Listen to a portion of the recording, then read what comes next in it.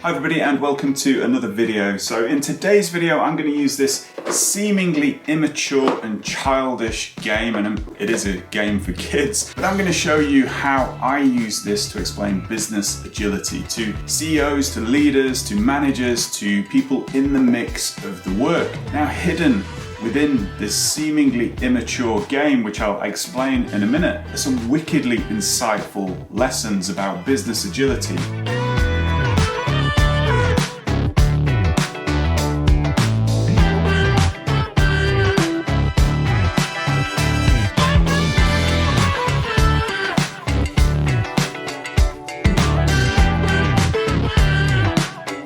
So first up, keep in your mind the idea of business agility. This isn't agile, this isn't sort of Scrum or Kanban or any of those things. Those are sort of techniques and methods that might work within a team or a company. But what we're talking about here is a level above that. It's business agility. It's about moving smoothly and quickly towards your goals. That's really the definition. Now, if you followed this channel long enough, you'll know that I talk about releasing agility because I actually believe it's already in your organization. You've just got to find those blockers, that red tape, that bureaucracy, that hierarchy that doesn't work, those behaviors, and we need to remove the things that are stopping growth and delivery.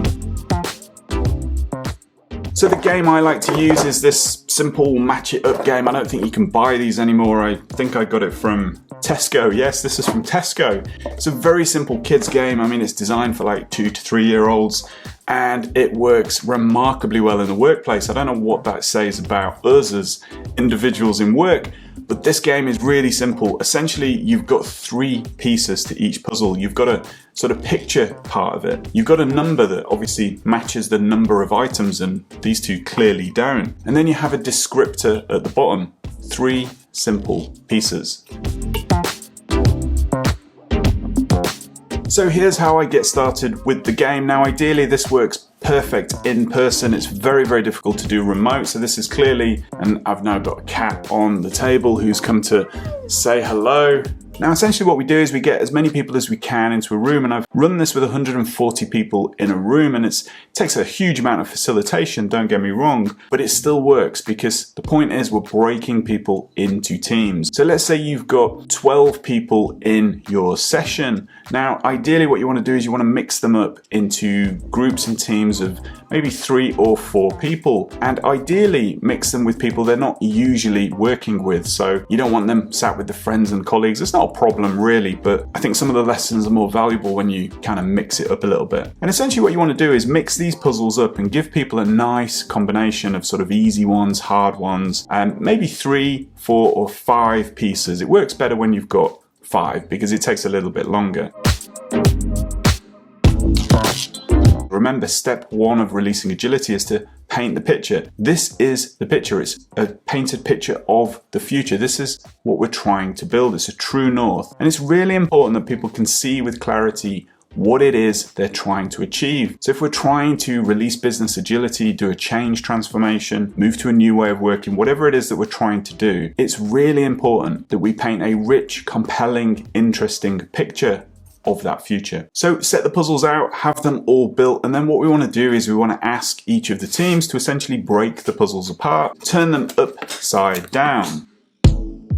There's cat hair everywhere. It's disgusting, isn't it? And then mix them, jumble, jumble, jumble, jumble. And then what we want to do is we want them to just randomly stack things on top of each other. Now this is the starting point of the game. And essentially this is our current reality. So this is step number 2, is lean into our current reality. What problems do we need to overcome in order to build this bright future? And the goal of the game is to rebuild the puzzle in the fastest time. It's sort of jumbled, it's a mess. So what we want to do is we want to ask them, basically give them 30 seconds to come up with a strategy. I mean, what are they going to do? How are they going to operate as a team? How are they going to build this puzzle? Now, I will warn you at this point, it does bring out the competitive nature in some people, but that's kind of funny in this group setting, really. And I would encourage you to move away drinks and anything else that could get knocked over in this flurry of activity that's about to take place. Now, it's every team against every team, which is not really ideal in business to compete with each other. I mean, that doesn't make sense, but we'll highlight some of those problems with that in a minute. Now what you want to do is get yourself a timer. You want to start that timer, and when they've finished, you ask them to stick their hand up in the air and shout something, whatever makes sense to your culture and your teams. That's it. Then you keep the clock going, but you jot down the time of each team when they've finished. Usually takes about 15 to 20 seconds, sometimes a little bit longer,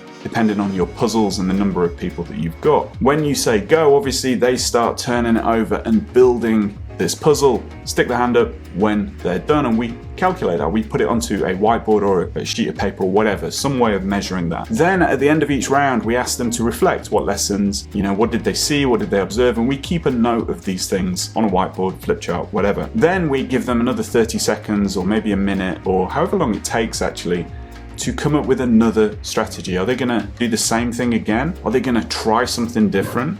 Are they going to experiment? And let them sort of debate that amongst themselves. And when they've sort of settled down and you think they've got this, then we can start the game again. Now what I suggest is we keep doing this process, I'd say no more than about 5 times. It can get a bit tedious after a bit. So we get them to go again, and then at the end of the 4 or 5 rounds, we have a look at which team has the fastest time, who's the quickest to build it. Now of course the quality has to be correct. It doesn't have to be the same order in which you laid them out, but the puzzles need to match. You have to have built the puzzle correctly. Any quality problems, they keep going until they fixed it. We want to deliver good value, and it's the same in work. There's no point moving smoothly and quickly if we're delivering the wrong things, if we're delivering poor quality. That doesn't make sense. That's the game in a nutshell. You're bound to get lots of questions. I'm sure you can field those yourself. But in a sense, we're going to keep going 3 or 4 times. We're going to test those new strategies, and we're going to see how people work as a team. Now, as a facilitator of this, you obviously want to be watching the dynamics in the room and studying, and it makes sense to know who's at what level in the organization. I've done this with leaders mixed in with people in the team, and you get some remarkable insights. That's the essence of the game. Now, we're going to cover some of those wickedly insightful lessons.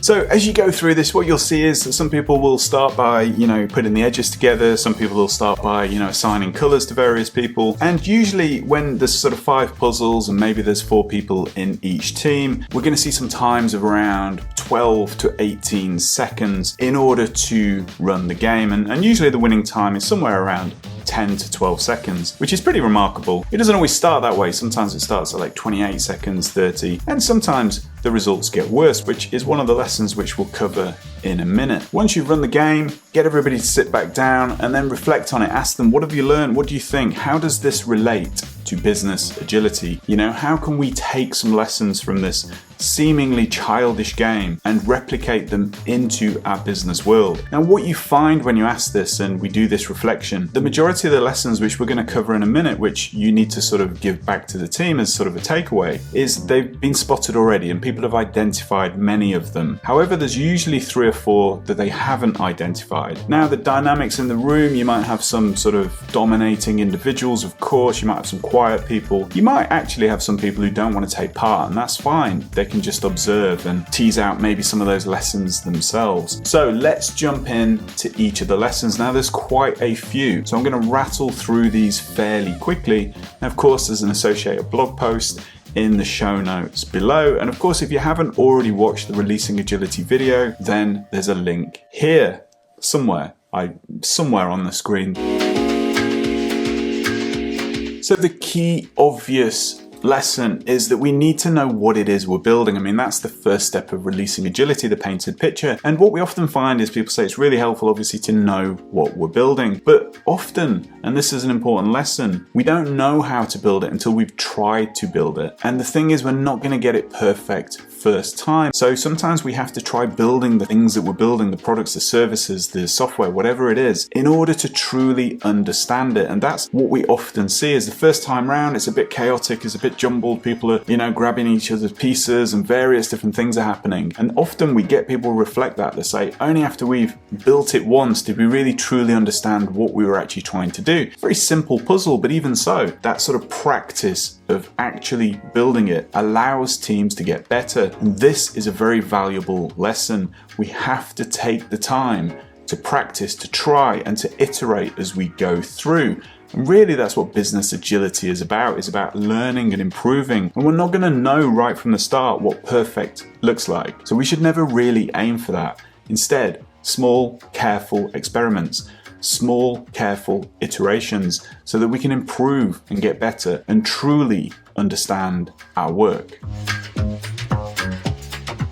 So lesson number 2 is that we know our current reality. Yes, it's a stack of puzzles all stacked up. This is our current reality. We know the painted picture, so we know what we've got to do in a sense in order to get to where we're going. Now, of course, in business, it's a lot more complicated than stacking a whole load of puzzle pieces on top of each other. But this is what I see when I'm working with clients, is an unwillingness, sometimes due to nothing more than politics, to lean in to the current reality about where we are. There's very little point in painting a bright future and, putting together all of these different plans if we're not going to be honest about where we are, about our current obstacles, about the reasons why we've not already achieved that bright future. So the next lesson is something that is often teased out, certainly when you get a group of very competitive people together to do this, is some people will say, well, they were quicker because their puzzles were easier. Now at the top of the show, when I talked about distributing these puzzles, I did say mix them up. And sometimes it pays to give a team a really simple set of puzzles, like for example, these elephants. There's not many of them. They're really, really clear that this is an elephant. You can count them quickly. It's 5, an elephant, and obviously we want to be able to find the 5 and the elephant and put it together. Now some people are going to have a lot more complicated or complex as this puzzle gets anyway, in terms of like larger numbers like these mice, for example, or these oranges. And sometimes you might actually want to distribute it so people have puzzle pieces that are pretty much the same color, which again makes it very difficult to spot those patterns. Some people's puzzles will be easier, simpler, less complex to put together than other teams. But this is the reality of work, and this is exactly why we should never compare agility between teams, or certainly even worse, across businesses. The work and the context and the people and the goals and the culture, they're different. Some people's work is just naturally more complex than others. If we're building a very simple marketing campaign to a region of the world that we've already marketed to before, where we really know what works, it's going to be much easier than if we're putting together a marketing campaign for a brand new territory that we've never been to before. There are very different challenges. So it really doesn't make sense to compare agility across teams, to measure cycle time and compare it to another team, or velocity, or even business results. Everybody's work is different. And this game really highlights this, that some people, they've just got an easier piece of work or a less complex piece of work. That is a reality of business.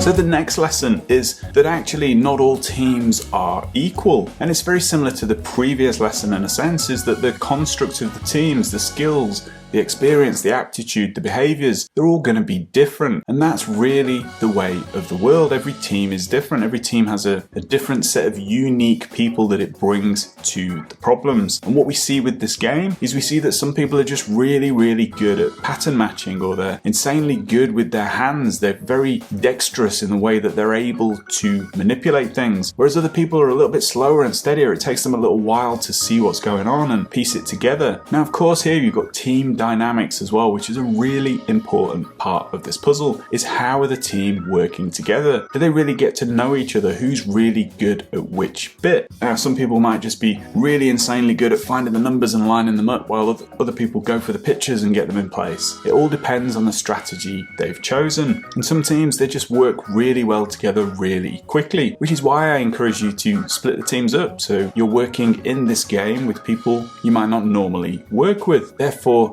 it resets everybody, gives you an opportunity to find out what everyone's good at, who's really enthusiastic about the game and who isn't, who's going to really contribute and who's going to fumble around and make a mess of things. And then slowly over time, even within 5 games, you'll see them really pulling together. That is a valuable lesson. Also encoded in this very lesson is this idea of self-organized teams. I hear it all the time. Let's put people together and let them self-organize. Now, it can sometimes work. Of course it can, but I don't see it very often, because what's usually missing is a very clear painted picture of what it is they're trying to achieve and a reality check of the very obstacles they're trying to overcome. And then really this is step 3 of the model: the right people in the right place with the right skills. And that's only really possible if we know where it is we're going and what problems we're trying to overcome. Who's got the right skills to do what? Who's going to do this? Who's going to do that? And they self-organize. But it's only possible with very clear direction and a very defined, set of how we're going to operate, what the principles are, what the rules of the game are. This is the same in business. We can't just encourage people to self-organize if they don't know what problems they're trying to solve, if they don't know what role they play, if they don't know how to come together and where they're heading.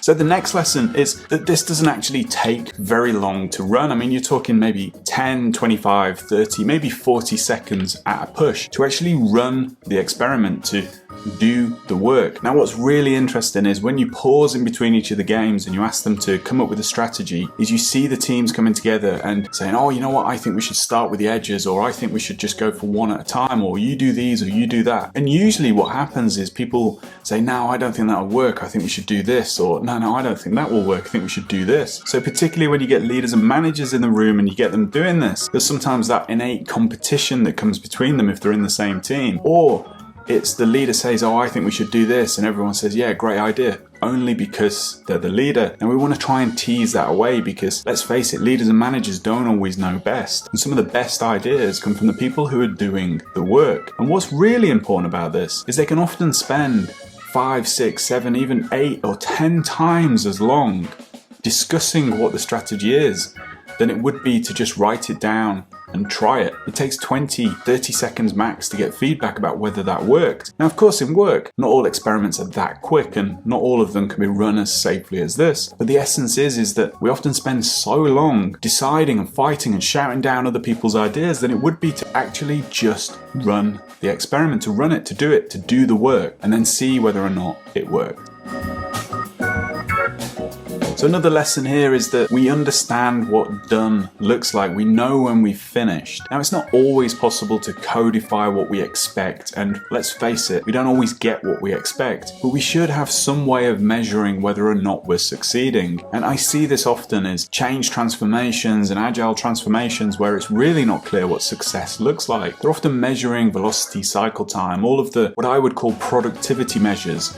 They're not a measure of success. It's entirely possible to move smoothly and quickly and fast and rapid towards the wrong things and to be delivering things that aren't adding value. And I see this quite often. This puzzle, non-scientific and extremely simple and somewhat immature, it still shows that we know what success looks like. We can say we are done. There's a definition of done and it's binary. It's either done or it isn't. And I think we need the same thing if we're doing change and transformation and business as usual. Because we need to understand what success looks like when we're done. Now, of course, it might not always be that straightforward and we might have to break it down, and really that's the essence of agility, is breaking these big, gnarly, hard to quantify things down into small experiments with rapid feedback that we know when we're done. We can say, yes, we have finished. So another lesson from this game is that it's a very safe place to run experiments. It's hopefully a fun environment that you've helped to create. You've facilitated this well, and people are enjoying themselves and having a good laugh while learning at the same time. And it's a very safe place, and hopefully you've done everything you can to make sure that's happening. But the thing is, in the world of work, it's not always a safe place. And this really is what leaders and managers need to cultivate, is this ability for people to come together, to share ideas, to try experiments, to look at that painted future and contribute to how we might overcome the obstacles, and then to put in place a plan and to try and to measure and experiment. And that requires a safe space, and that comes from leaders and managers. And sometimes what we find when we run this game is you've got leaders and managers who are dominating, who are actually reprimanding people during the game. It's ridiculous, like, oh, I knew we shouldn't have gone with that, that was a rubbish idea, and it's just nuts. Absolutely crazy. But these are behaviors, and that's why on this channel particularly we focus a huge amount on behaviors of leaders and managers. They set the tone, they're the role models, other people will mimic them. So it's really important that as a leader and manager, you embrace this idea of letting people experiment, encouraging it, supporting it, being part of it, and then ensuring that if mistakes happen, all we do is we learn from them. Not all experiments, not all trials of this game result in a positive result. I mean, sometimes a team might run it for the first time and they're 15 seconds before they've completed it. They change their strategy and then the following time it's 20 seconds. They change it again and it's 13 and then again and it's 26. So not all experiments result in a very positive outcome. And that's really why it's important that managers and leaders are bought into this process of experimenting carefully and being there with the team and supporting them and measuring the success. Because sometimes we can embark on a new initiative, a new way of working, a new way of doing something, and it doesn't achieve positive business results. So another lesson from this game is that actually when you run it long enough, what you find is that the team reach that kind of maximum speed for that team, for that group of people with the puzzles that they have in that particular context. This is exactly the same at work. Another reason why we shouldn't compare teams. Some teams, due to system constraints or customer constraints or the way that the work is constructed and flowed and the processes, may never achieve that amazing do some work next day it's shipped kind of unicorn future that people seem to want to aim for. There are constraints and reasons why a team may never reach the same velocity, speed and discipline of another team. So we shouldn't really compare, because some teams, that's just as fast as they are ever going to get. And sometimes work just takes as long as it takes. And no matter what we do, we just can't speed it up because of the nature of the work. And once we've been through the optimization and we've made it as quick and as smooth as possible, we shouldn't then be nailing on and trying to move quicker and more rapid unless we absolutely have to. There comes a point of sort of diminishing returns where the team have done what they can to be as smooth and quick as possible. And it's the same in our business, teams and world, and the same in the game. There's kind of like a maximum that a team are going to reach, and that's great. And why would we try to change that unless we absolutely have to?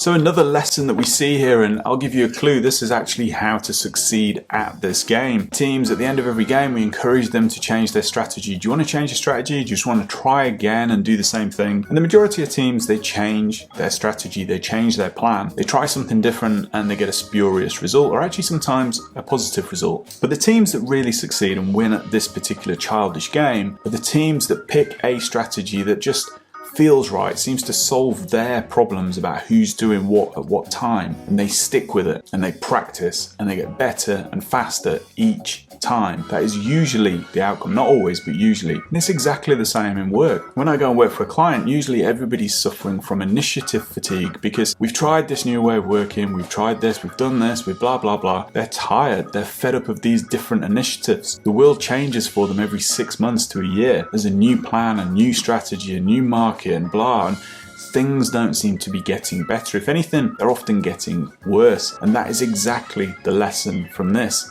is sometimes we give up on those strategies and those plans too quickly. When it's not working immediately for us, when things aren't just falling into place like we predicted they would, we can give up and go, let's try something else. But sometimes we might not have given that strategy long enough to embed in the behaviors and the work of the very people who are bringing the strategy to life. Sometimes that practice, that repetition, that discipline to follow the process is what optimizes it beyond any other strategy. And if we change too quick, we create turmoil, we create confusion, and we create fatigue. So when we run this exercise and we ask for reflections, what we usually get back is somebody goes, this is a wonderful example of collaboration. And it is, it's a really great example of how people can come together to collaborate. Now, the thing is, I see collaboration touted all over the place. We've got to collaborate, we've got to collaborate. And for me, collaboration is something that you do with people you really enjoy working with. You want to work with them to overcome a problem. But in our world of work, due to politics, relationships, and all sorts of other reasons, we may not always like the other people we've got to work with. I mean, have you ever worked in an organization where everybody likes everybody else? That is weird. And so you've got humans coming together, and by nature there's going to be competition and fallouts and different ways of operating and communicating and behaving. And we see this with the game, is yes, It's a small, safe environment where only a small group of people are coming together, and it's very rare, to be honest, to find people that have arguments with each other or disagree, but it can sometimes happen. And for me, what's mostly important, instead of collaboration, is also this idea of cooperation, where we cooperate with people we might not actually like. We might not enjoy working with them, but we're going to come together to solve a common problem or achieve a common goal. And that's another powerful lesson. It's not just about collaboration, it's about cooperation. Now, if you've facilitated this game well and everything's gone really, really well, then you'll also spot that there is a lot of fun to be had in this game. And really that's a sort of almost like a canary in the mine. It's kind of like an early warning system, is that if your world of work, people aren't actually having fun for the majority of their time, if they're not enjoying it, if they're not engaged in it, then there's probably something wrong. Now, for me, that's usually either a lack of direction, they don't know what they're trying to achieve, or there's a series of problems that managers and leaders just aren't willing to lean into. And the reason I talk about managers and leaders at this point is because they created these problems in the first place. So they're the ones that should be able to remove them. Or you've got the wrong people in the wrong place. They're using weaknesses, or there's low performers in the team that aren't helping to contribute to the success. Managers and leaders aren't dealing with these problems. It's all about getting the right people in the right place to overcome the right problems that are leading you to that painted picture, that true north, that future. The cats have attacked me a few times. They're clearly interested in this game. If you've enjoyed it, let me know. Hit that like button, subscribe if you haven't already. Please share this video with your friends, your family, your managers, and I look forward to seeing you in the next video. Take care.